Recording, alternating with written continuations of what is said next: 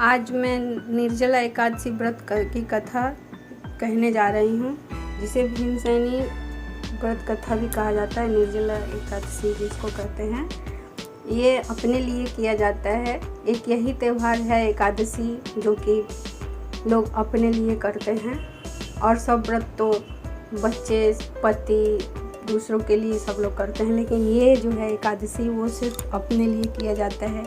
इसलिए इसे आप लोग ज़रूर करें, क्योंकि ये जो है इसका पुण्य हमारे साथ जाता है। तो इसके साथ ये ज्येष्ठ मास के शुक्ल पक्ष में आती है। और तो चलिए अब मैं इस व्रत के कथा कहने जा रही हूँ। निर्जला एकादशी विष्णु भगवान का त्यौहार है, ये तो सभी लोग जानते हैं।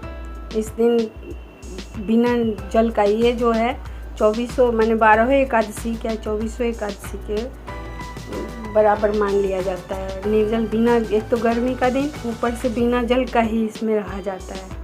अगर रहा जाए तो, नहीं तो कोई ज़बरदस्ती नहीं है, तो उसका पूरा पुण्य मिलता है। बिना पानी वानी का रहे तो, नहीं तो कोई बात नहीं। भगवान ये थोड़े बोले हैं कि ज़बरदस्ती कोई काम किया जाए। हाँ, निर्जला रहने से 12 का फल मिलेगा, और अगर आप फल फूल पे और पानी पी कर रहेंगे तो भाई एक इसका एकादशी का फल मिलेगा। तो ऐसी कोई बात नहीं कि आप अपने शरीर से ज़बरदस्ती करें।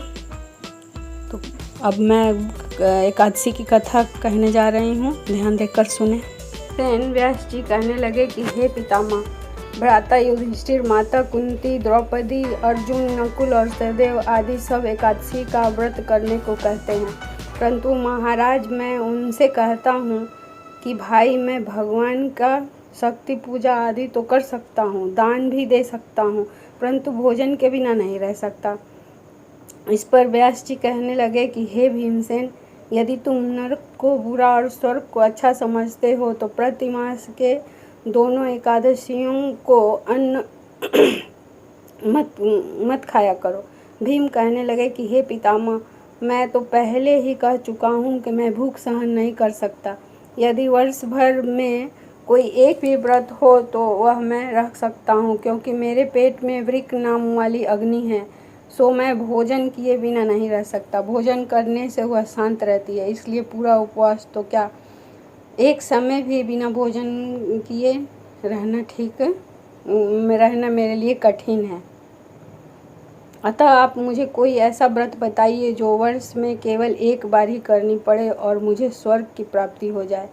श्री व्यास जी कहने लगे कि हे पुत्र, बड़े से बड़े ऋषियों ने बहुत शास्त्र आदि बनाए हैं, जिनसे बिना धन के थोड़े परिश्रम से ही स्वर्ग की प्राप्ति हो सकती है। इसी प्रकार शास्त्रों में दोनों पक्षों के एकादशी का व्रत मुक्ति के लिए रखा जाता है।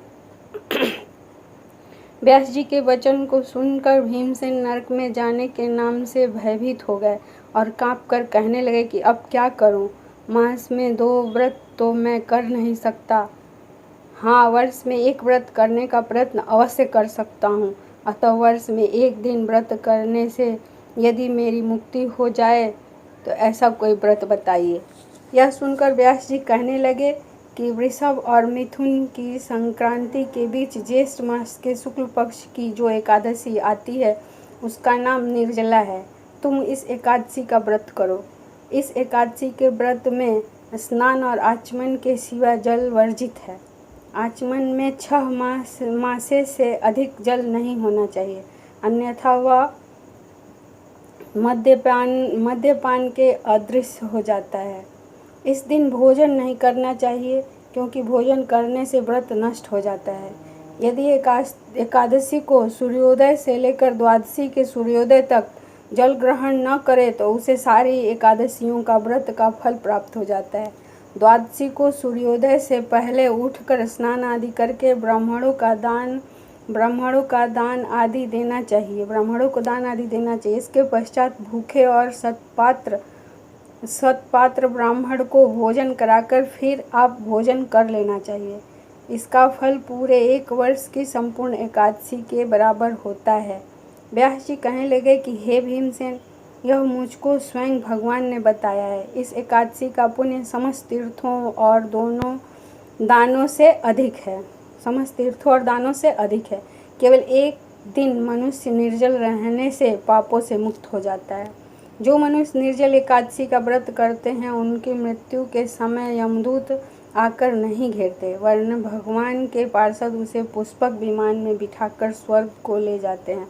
अतः संसार में सबसे श्रेष्ठ निर्जल एकादशी का व्रत है, इसलिए यत्न के साथ इस व्रत को करना चाहिए। उस दिन ओम नमो भगवते वासुदेवाय मंत्र का उच्चारण करना चाहिए और गोदान करना चाहिए। इस प्रकार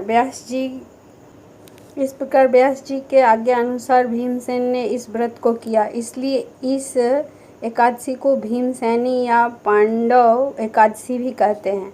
निर्जला व्रत करने से पूर्व भगवान से प्रार्थना करें कि हे भगवान, आज मैं निर्जला व्रत करता हूँ, दूसरे दिन भोजन करूँगा। मैं इस व्रत को श्रद्धापूर्वक करूँगा, अतः आपकी कृपा से मेरे सब पाप नष्ट हो जाएं।